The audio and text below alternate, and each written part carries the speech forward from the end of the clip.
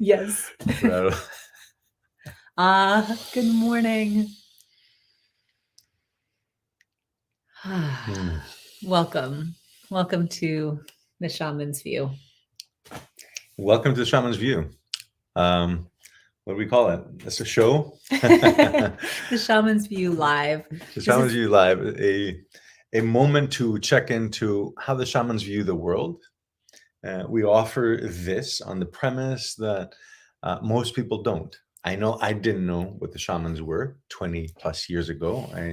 I know that Nina said that too for herself. oh yeah. And I could only hypothesize what the shamans were.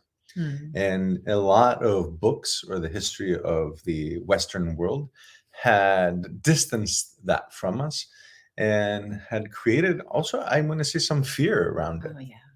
right? The magic that was persecuted through the Dark Ages created a fear, and we created a distance from it.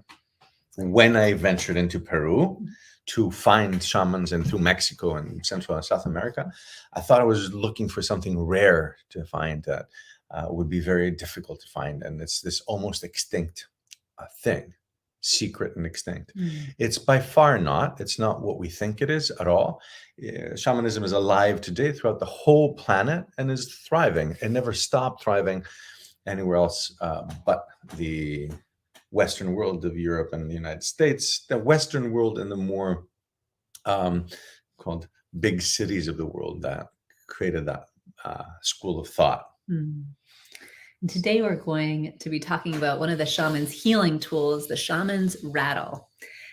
Before we dive in to share about the rattle and how the rattle supports healing and how it's connected to the universe and all of life, I just wanted to share that we are really happy to be in the United States. We are at our beloved friends Bridget and Eric's home here in the Hamptons. After a very long time. After a very long time. 3 years of absence. And we will be sharing in person today with a beautiful, beautiful group of people here in the Hamptons. And if you're looking to connect with us in person and you happen to be in the New England area, next weekend we'll be at Stonewave Collective Yoga Studio. That's in the Hudson Valley area. And we'll share a link so that you're able to join us in Hudson Valley if that works for you. I'll be teaching a master class in Tai Chi Friday evening. Ray will be sharing Jaguar Yoga Saturday morning of next weekend. And we will be sharing a beautiful workshop on shamanism of how to remove the obstacles in life that may be holding you back or creating heavy energy. And then moving forward, we have our upcoming training. It's our 9-month training. Ray's been sharing this work of the shamans. He's been asked to be the bridge, and I get to share alongside Ray and the shamans over Zoom. So that's coming up. We launched that training November 19th and 20th. And if you are able to join us in Costa Rica at the end of January, the shamans will be with us for an Earth Keepers initiation, teaching us how to connect more deeply with the earth, how to reconnect with the animated earth that we are, and really fall in love with this beautiful vessel as mammals. And I love how they make it so accessible and actually dissolve the barriers so that we can realize how much we already are shamans and how much our grandmothers and our grandfathers have taught us the shamanic ways, and that sometimes in life we get detached, we get isolated, we get removed from the earth and our innate connection with the earth and the ground and the trees. So with all of that, I just want to make sure you know how to connect with us. Good morning, Sunny. Good morning. Good morning. And yeah, please use this awesome tool to communicate, to drop any questions, to put in any comments. It feels really good to be interactive. Yes. All of life is interactive, and the more interaction there is, the more life is. Thank you for giving us, putting us on the map a little bit. We've been traveling, been living many years, close to 3 years in Costa Rica. We just come back from 2 months, 2.5 months of being in Greece. Yes. And we'll be here for the next 2 weeks. So if you want to meet the person, join us next weekend. Yeah.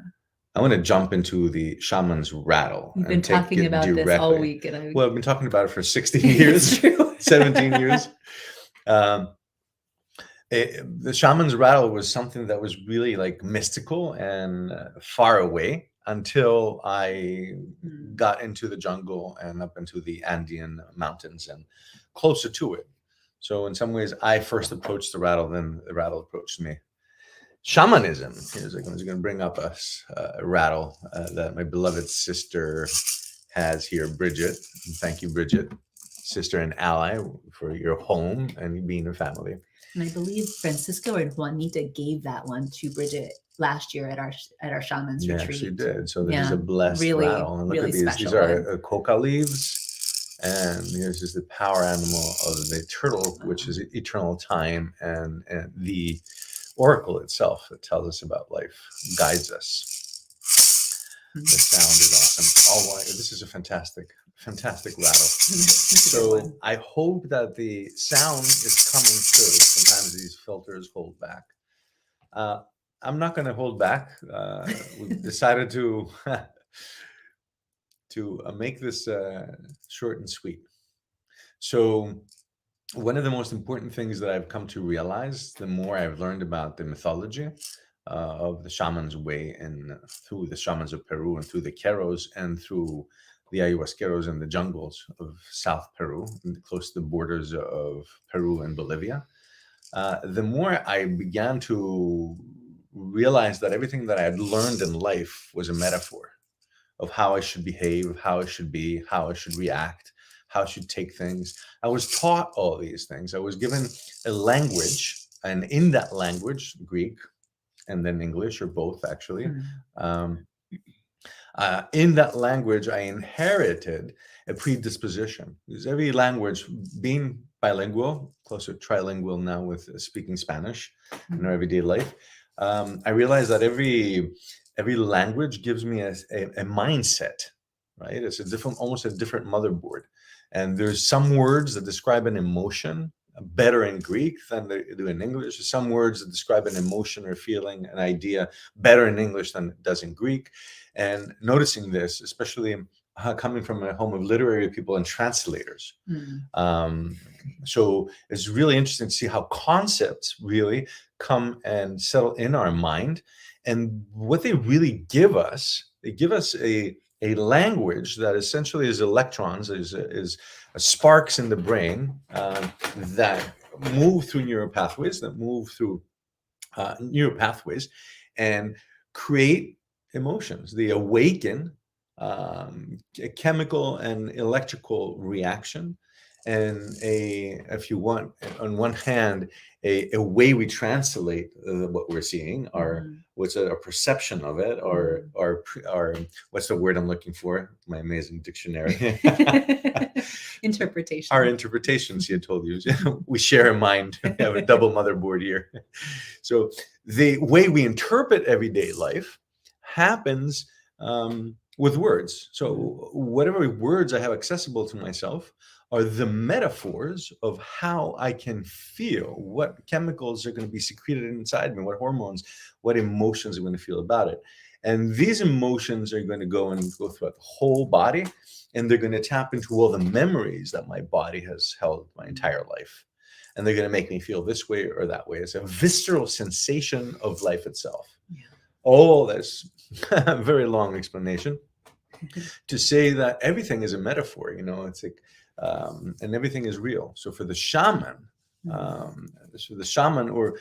the reality of what we're talking, and this is what I'm going to focus on, and this is what I do. For those of you who follow our work, you know that I talk about what's real in the shamanic world, as it is all real, and it actually describes in another language and in so many other ways, gives us tools and concepts, as well as words, the Quechua words, the Sanskrit words, even when we talk about Taoism, the Chinese medicine words, and the Greek words, they give us some words and allow us some concepts that create new whole areas that expand the motherboard.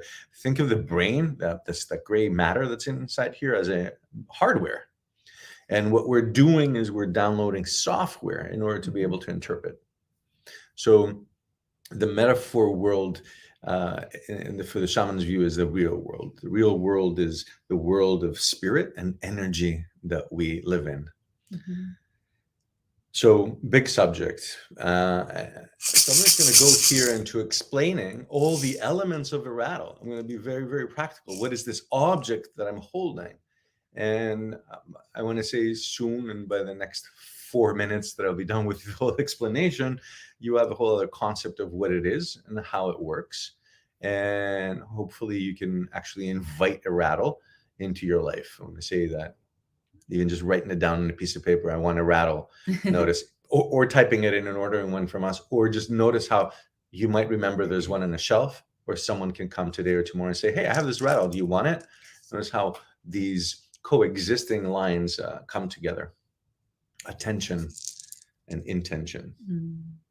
So the rattle is made of specific elements. I'm going to start by this pod, this beautiful round seed. Sometimes it's coconut, and these coconuts or seeds basically symbolize and are a source of life because they are a flask to carry water. And again, if you have any questions or comments while I speak, please throw them at us. You will only be helping others understand more, or your questions are probably someone else's questions too. So in this flask, I'm going to call it, I can carry water and you can drink it. This is what they use in the jungles. They open it, they fill them up with water. They have even bigger ones they store. They bring the waters to the hut. And, oh, yeah, I was like, here you go. Here's another one. It's for more water with a serpent and a condor. We'll get to the symbolism and what's carved on each one of them as we move further ahead. So it's water, it's life-bearing. It brings all of life to us. Inside the rattle, what's happening inside the rattle? Wow, this is an amazing rattle. Bridget, you're awesome. One of the best rattles I've ever heard, truly. So in the rattle, when I move the rattle, when I spin the rattle, there are seeds. And these seeds represent, or metaphor are, yet if I take them outside the rattle and plant them, they cease to be a metaphor and they will give me a whole garden. They can give me a garden of food to eat.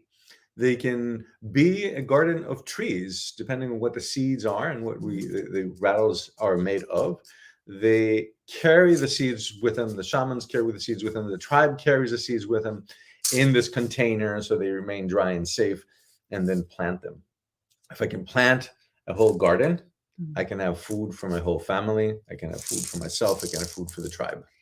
And I just want to add to the seeds, as you plant, you get more trees or flowers or vegetables or fruits. And within those plants are more seeds. So there's an infinite energy and potential that exists within one seed. And just really feeling that truth, feeling that reality. Inhale that concept. As symbolism and as matter of fact. And that's where the shamans live, right in that space of balance. So these are really not 100 seeds in here. There's like 1 million or 2 million seeds, infinite seeds that give birth to each other, limitless. Huh. We just close right there. I think that's just awesome because we'll call it all these years I've been teaching this is like, this is a new concept to me. And I feel the expansion. I think you shared it with me. I did? Well, so. There you go. I don't know. I'm reintroducing it into my brain. Am I re-expanding myself? So infinite seeds for vegetables and gardens for the generations to come, or for trees and forests. And these forests can give us wood to burn, to fire, to keep us warm, burn to cook food and sustain ourselves in life, and give us wood to create shelters, build homes in which we can live in. Yeah. And talking of which, there's this piece of wood.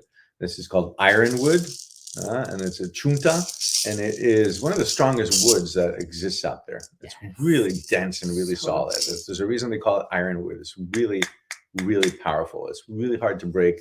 And they use this in the jungles for columns or for beams to create the main structure of the home. They also use them as stakes to put on the ground. What is called a chunta, you can put it in the center of the ground and make that the center of sacred space, or what I call the Wi-Fi of sacredness, so it can beam around us. These are beautiful. Beautiful feathers. Depending on what feathers the shamans choose to put onto the rattles, and depending on the ceremony that they will be leading, they choose the rattle with the according feathers. Colorful feathers, such as the beady beady bird, the most beautiful singing bird of the jungles. When you hear it, your heart opens and it echoes in the jungle. The jungle has an amazing way to carry sound. There's an echo in the jungle that I've never understood how it physically happens, but it opens space. When you hear it, it's almost like it's opening inside creating echo inside your rib cage, inside the center of your skull, inside your whole being. It kind of like brings you back in the space of memory. And that echo is also in this first, chamber of where the sound is happening. So when we have weddings, when we have birth, and we're giving initiations, we bring colorful, a parrot or beady beady, beautiful feathers.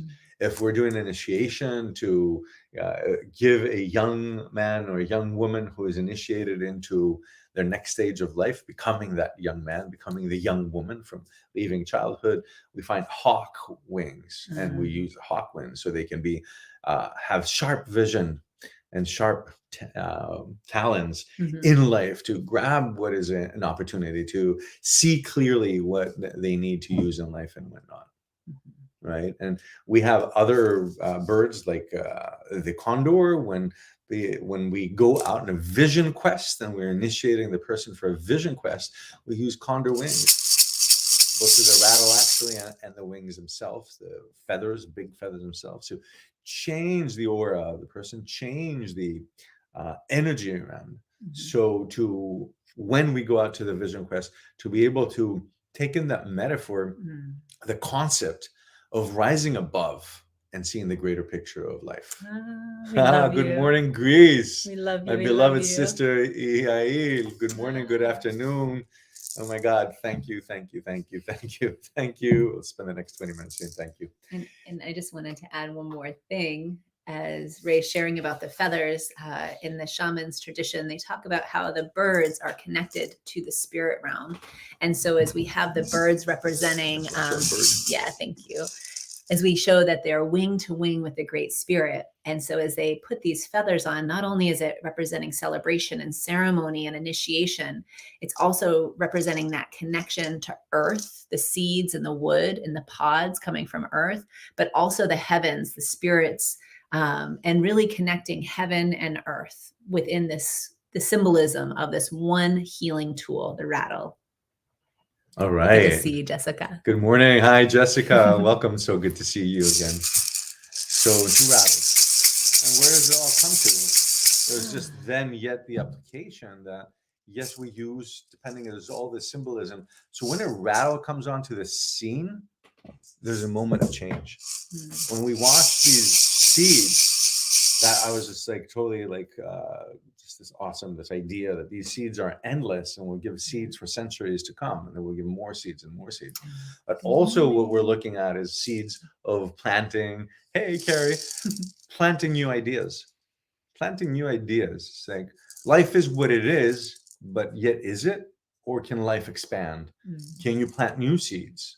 Are you the same person you were when you were 7 and 8 years old? Or did you have more seeds to plant as ideas and perception and way of being when you're a teenager?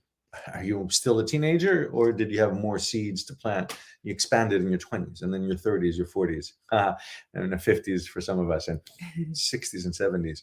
Have new ideas and new life. There is a sense almost in that lacking, I feel, of mysticism, or to demystify the word mysticism, is in lack of spirituality, or even that disconnect you talked about that we have from nature.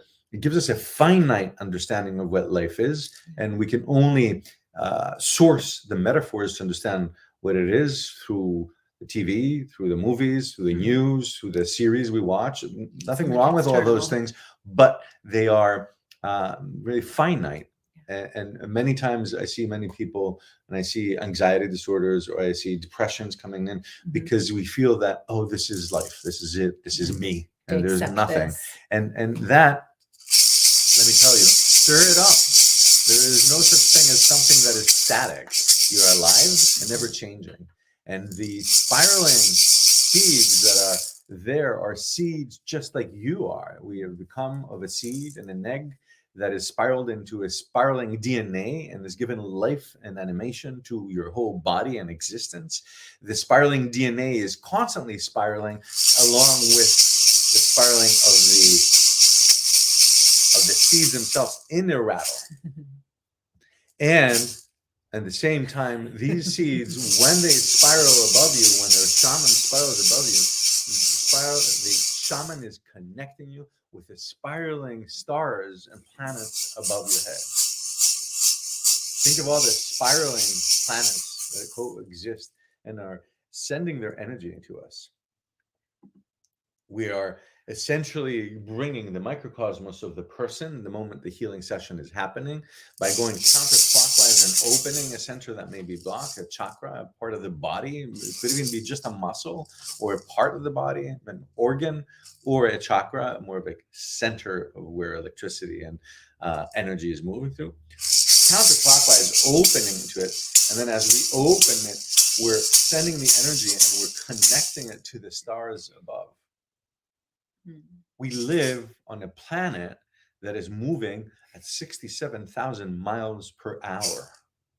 This is no metaphor. This is some wild stuff that is happening. And yet we say, oh, things are static today here in Long Island, in the Hamptons. This is a little gentle wind, not even. There's a lot more happening than that. And this spiraling, the planet Earth is spiraling around, is moving, rotating around the sun, is caught in the orbit of the sun. And as the sun is moving across the universe, we're spiraling behind it, always trying to catch up. And this spiraling motion goes all the way into our DNA. This spiraling motion even goes into our blood flow. Did you know that our blood flow, the blood that flows in our veins, flows in a spiral motion? There's spiral grooves that remain in the veins even for a short time after our death before they disappear. The spiral of everything connects us. The microcosmos and the macrocosmos connect through this amazing tool. And it inspires. I love the spiral. It inspires. Oh, good to see you, Dila.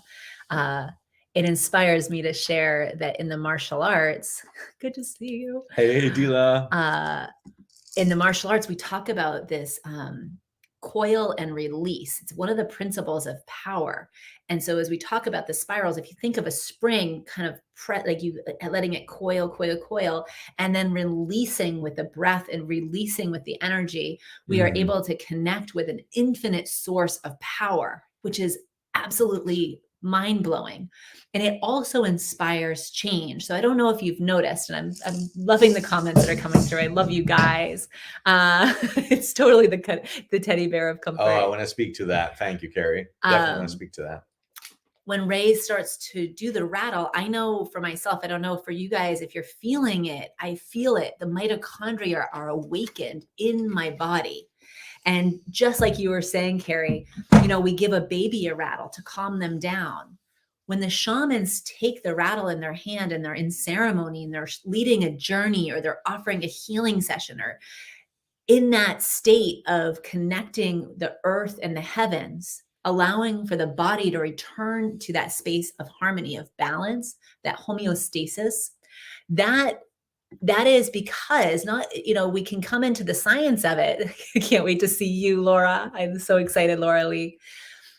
We come into the science of it. We are awakening the mitochondria. We are shifting the sensation in the body. And that is not they kind of jokingly, it's not this spiritual woo-woo. It is science. It is chemistry. It is it's physics. It's physics and the chemical shift as we change the frequency, as we change the vibration. And the tool, and I love like our beloved Deva Primal and Miten are offering this amazing European tour right now. And they're shifting the frequency through their mantra. This is a form of shamanism. This is the way that we have sound supporting us. And also in Tai Chi, there's a movement called shaking down the tree. And if you've ever been like in fall with the leaves all dry right now and the wind blows, The wind is the spirit blowing, and you hear the leaves, right? That's the nature's rattle. So if you're in the woods walking and you hear that, let your mitochondria awaken, breathe it in, pause and feel it. And in Tai Chi, we do a movement where you just gently bounce and you shake it all out and you give a good ha, if you want to try it. And it literally is shifting the sensation. It's flossing the spine, any calcium buildup in the spine. It's stimulating the brain by that gentle bounce, and it gently shifts the sensation in the body. And so the parallel and the symbolism of the rattle is seen throughout cultures. It is shamanic, it is human, it is something that is all of our birthright, and there is no isolation, division, or separation between one human being and another.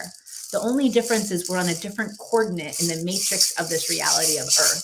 So feel into where you're standing, what coordinate you're holding, and see if the light within you can offer light in this infinite space that we all share of this matrix we call Earth.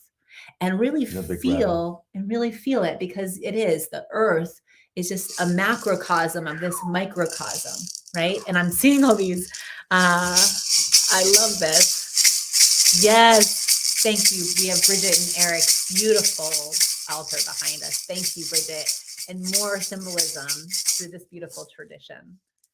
And I'm inspired to say, both because of the comment that is the teddy bear, and you're referring to giving it to babies to sleep. Yeah. I think this is one of the most important elements, because when you lay down and you close your eyes, we'll do a couple minutes of it right now, and say that, or seated and closing your eyes, the sound of the rattle, the rhythmic sound of the rattle, shifts the frequency of the brain from alpha waves to theta waves.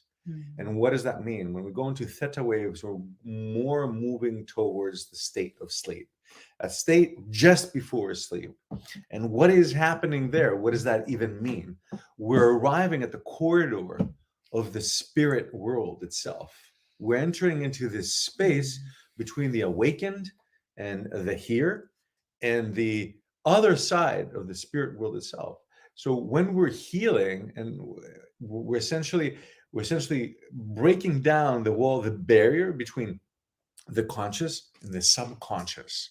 So there's deep psychological, psychotherapy, and psychological and therapeutic elements that are happening in the use.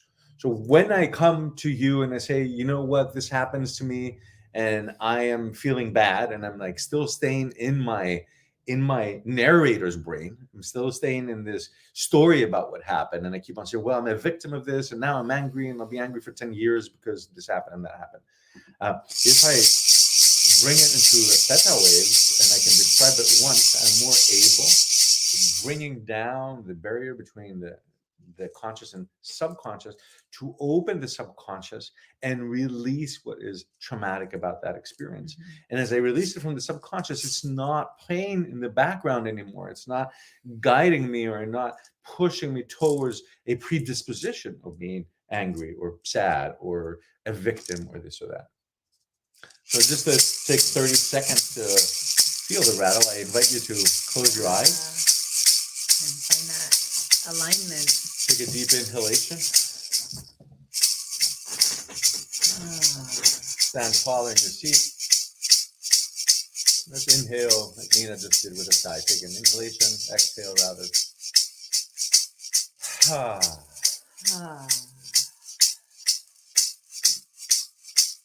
Focus your attention to your breath. Clear out your nostrils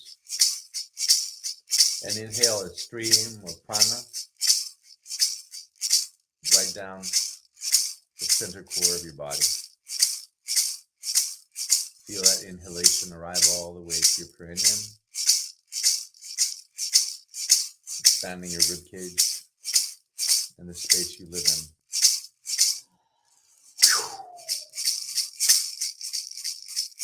With the tip of your tongue to your upper palate, inhale again and expand your rib cage. Create more space between your collarbones. Without living it again or thinking about it, just lean into something easy, light that you can let go of today. And as you're open, allow for the rattle to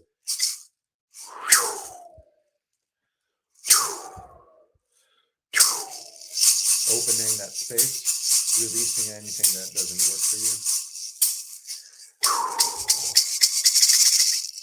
And then clockwise, closing that space to feel it and energize it. Empower you and stimulate your whole heart and ribcage. Take a deep inhale. Take a moment to feel that breath for the deeper inhalations into the deeper parts of your lungs. Allow for more oxygen to more parts of your body. And notice the sensation in the chemistry of your blood now as a sensation of clarity, a sensation of okayness. Everything is okay.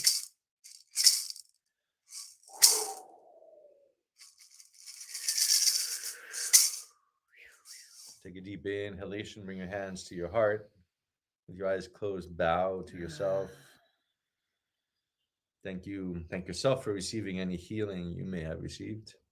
And bow to what is holy to you. Bow to any god or goddess, any saint, avatar, anyone that you have in the divine realms as an ally that helps you.